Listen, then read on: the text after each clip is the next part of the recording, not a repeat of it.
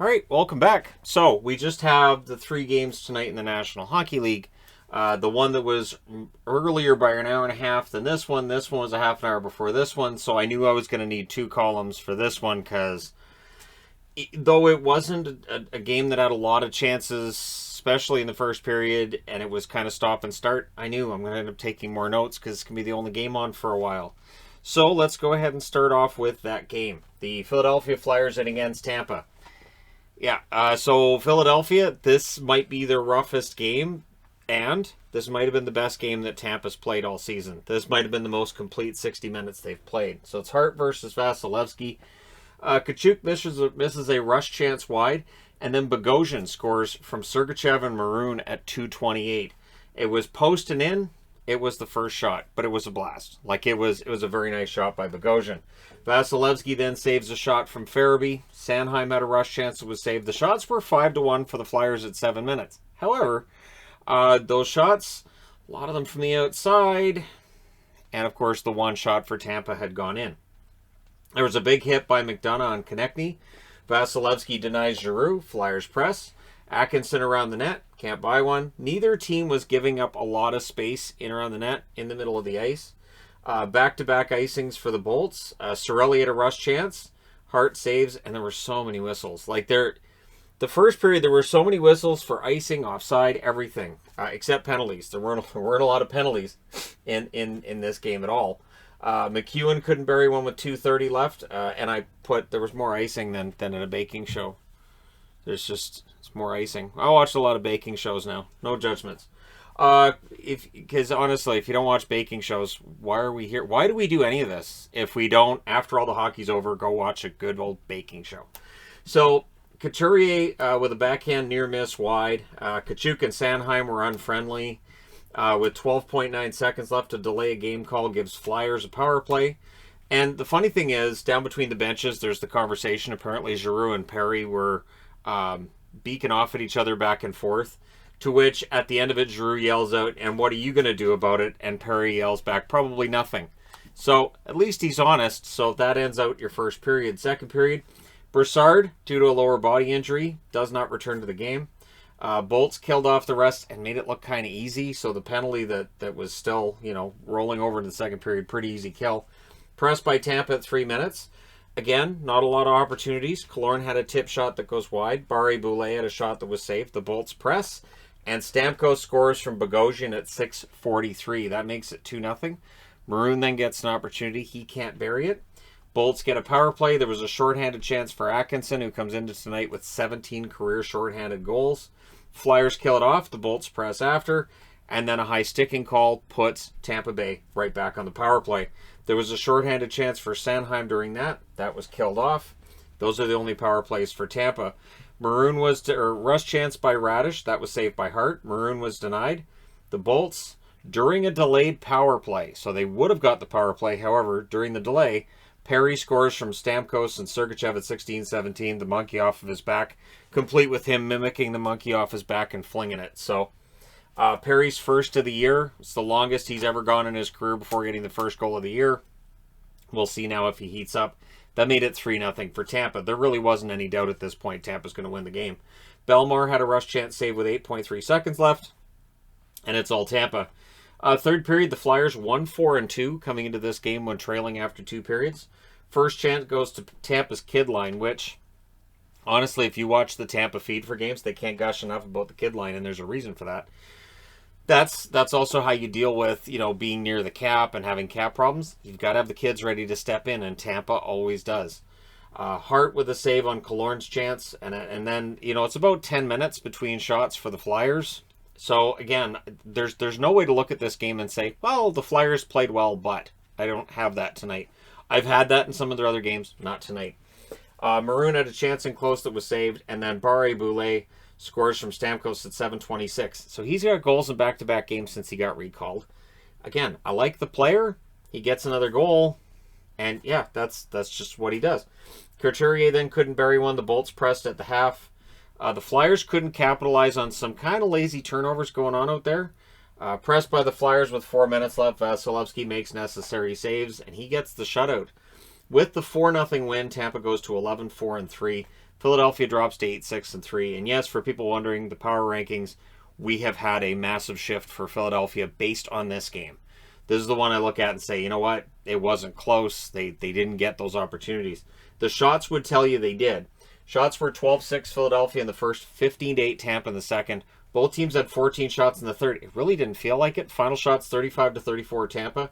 Power plays 0 for 1 for Philly, 0 for 2 for Tampa. The hits 29-28 Tampa. Hart saves 31 out of 35. Vasilevsky saves all 34 shots for the shutout. I don't know how many tough saves he had, so either he made them look easier than they were, or Philly just wasn't generating the kind of opportunities that Tampa Bay was at the other end. So there's only so much Hart can do. All right, moving along from that one. Dallas. Speaking of teams possibly playing their best game of the season, I present the Dallas Stars. And I get a chance to wear their Hockey Fights Cancer jersey. Again, the charity's in the description below this video. Any money that can be given would be really, really appreciated. And yeah, as the month gets closer to an end, I'll go ahead and drive for a little bit more. So Skinner versus Ottinger. The Stars shot blocking early. The Oilers were sharp, but they weren't hitting the net. So the Oilers were getting the opportunities. They had the lion's share of chances, not hitting the net because the Stars were blocking shots, and there were a couple of misses by Edmonton there too. Raffl had a shot that deflects out. The shots were 3-1 for the Oilers at 8 minutes. So again, the Oilers had the opportunities. They only had 3 shots in the first 8 minutes. There was only 1 for Dallas, but you could see some frustration creeping in for Dallas early. Interesting, too, they mentioned at the start of this that Miro Heiskanen has like some of the best numbers of any defenseman in the league against Connor McDavid. So that's one of those interesting notes, right? And you think, well, it's a small sample size. It got bigger tonight. His numbers against Connor McDavid continue to be impressive. Russell defends a Sagan chance. There was a press by the Oilers. Ottinger saves. Yes, Jake's in there again. Stars with a power play at the half, exactly at the half, and at 10:59, almost exactly a minute into it, Hintz scores from Radulov and Klingberg. Klingberg took the shot, and it was a double tip. So no chance for Skinner on that one. Hintz gets chance on a turnover. That was saved. There's too many Oilers on the ice, so the Stars get their second power play. And Robertson scores on that one from Hintz and Klingberg at 15:59. This is the first time this season that the Edmonton Oilers had allowed 2 power play goals in the same game. The Oilers pressed with 2 minutes left. Raffl had a breakaway in the last minute. That was saved. So it's 2-0 for Dallas going into the second period. Early chance for Robertson. Cassian collides with Hakanpää. Cassian was trying to throw a hit, but Hakanpää's a big guy. So you got to watch your spots there because you might get injured colliding with him. Puljujarvi can't bury one. Good first 7 minutes for the Oilers. The Stars get their third power play. The Oilers had none. Now, the first 2 in the first period, I was kind of like, it's okay. But in the second period, there were times that there was a blatant call or 2 here and that is not getting called. And so, even though I'm watching this as a Dallas fan, I'm like, this doesn't feel right. Hintz and Radulov couldn't buy one. Skinner denies Radulov. It's killed off. And then Gurianov, on a fast break after the power play ends, he scores from Klingberg and Heiskanen at 9:27. So Klingberg with 3 assists in the first half of the game doubles his output for the entire season. He'd only had 3 assists on the season coming into tonight. However, a little over a minute later, McLeod scores from Draisaitl and Puljujarvi at 10:35. No chance for Ottinger on that one. Beautiful goal by McLeod, and it's 3-1. The Oilers press. It's a momentum shift. And then there's another Stars power play, and this is where I completely disagree. Lindell throws, I believe it was a cross-check on Draisaitl. Draisaitl, frustrated, there's no call, so he gets up and retaliates. Now, very often they call the retaliatory penalty, but in this case, I thought, Lindell throws the cross-check there, that's a penalty. And if they call that, then Draisaitl doesn't get up and react that way. So, yeah, that's another power play. So we get a shorthanded chance for Ryan Nugent-Hopkins, which leads to a 4-on-4 for 1 minute and 25 seconds. Everything gets killed off. And then with 16 seconds left, they called another penalty on Draisaitl. That's their 5th power play for Dallas. And again, looking at the replay, I was like, that's a trip. So this is the thing, right, that Oiler fans would get mad about. I will say this. I don't think that the calls in the second period necessarily affect the outcome. I think the calls in the first period were okay, but there definitely should have been more power plays for Edmonton than what we saw tonight. Third period, Keith was not on the bench. They showed the play where he might have gotten hurt. But he wasn't on the bench to start the third. Oilers kill off the remainder of that penalty. Back and forth chances afterwards. The Stars were doing a very good job of keeping the Oilers to the outside. McDavid, every time he got the puck, just keep him out along the boards. They gave him no space on the inside whatsoever. 20 shots blocked by Dallas as of early in that third period. Lindell had a shot that was saved and held with 11:46 left. And then Glendening with another perfect tip. So Skinner, his numbers take a hit tonight, but it's not on him. Perfect tip by Glendening on a shot from Suter. Kiviranta gets the secondary assist at 8:19. That makes it 4-1. Broberg had a rush chance saved. Barry had a drive saved. No room for McDavid again on that shift. Hintz misses wide with 2:30 left. McDavid's 17-game point streak does in fact come to an end, even though with 19.2 seconds left, the Oilers get a power play. So they had a 35-second power play in the second period. They had a 19.2-second power play in the third period. They go 0 for 2, but there's an asterisk next to that 0 for 2, right? So the final score is 4-1 for Dallas.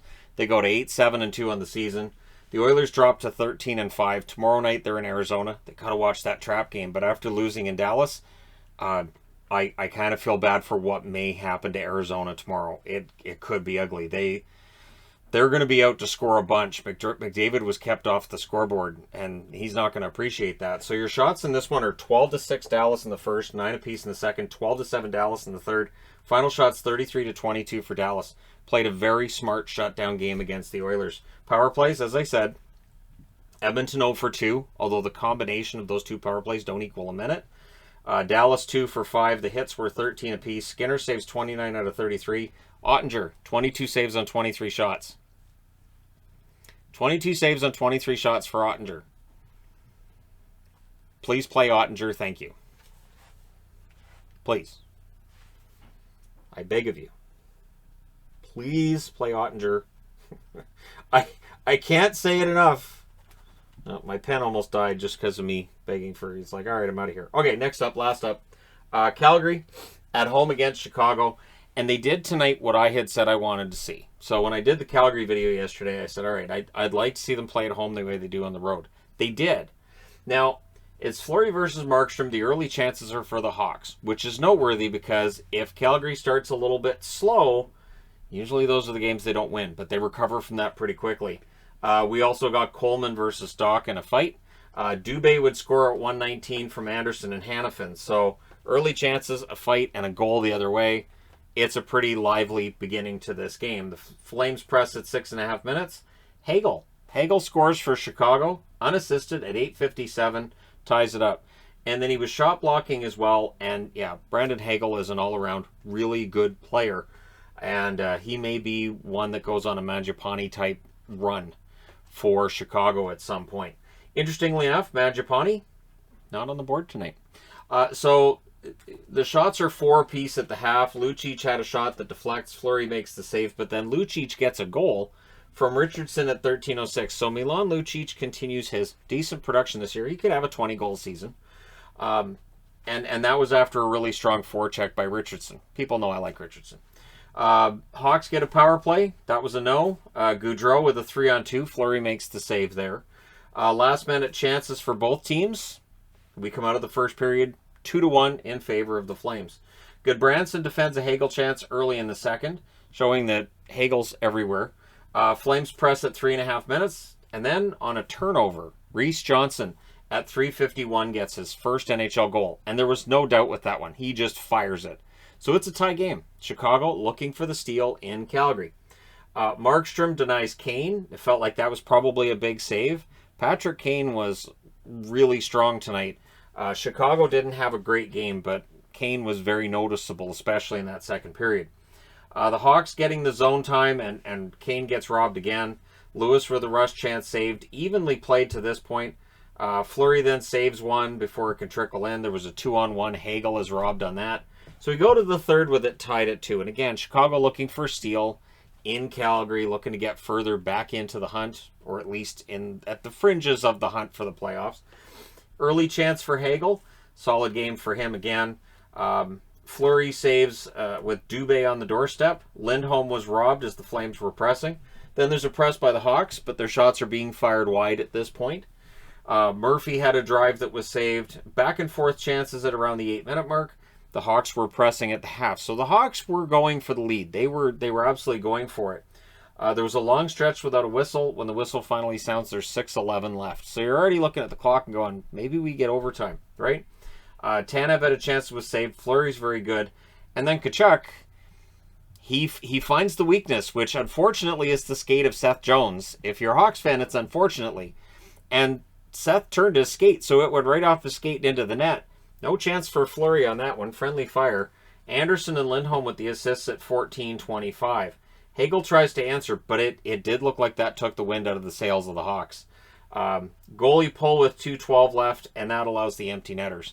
First, it's Lewis at 18:39, and then it's Gaudreau from Lindholm at 19:34. So much like the game in New York against the Islanders, Calgary comes out tonight. They win the game 3-2 plus 2 empty netters. Same game. So playing this way at home, very, very solid. Excellent effort. And for Chicago, they dropped to 6-11-2 versus the Flames 12-3-5. Their record just gets better. And with this win and the loss by the Oilers, that gives them a little bit of separation. So even though the Oilers have, the one game in hand, that no longer becomes as important. Although, again, it's about a quarter of the way into the season, right? So the shots are 13-7 Calgary in the first, 14-8 Calgary in the second, 12-6 Calgary in the third. Final shots 39-21 for Calgary. Only one power play in the game. That's for Chicago. Hits are 15 apiece. Fleury saves 34 out of 37. He played very well. Continues to recover from what was a nightmare start to the season.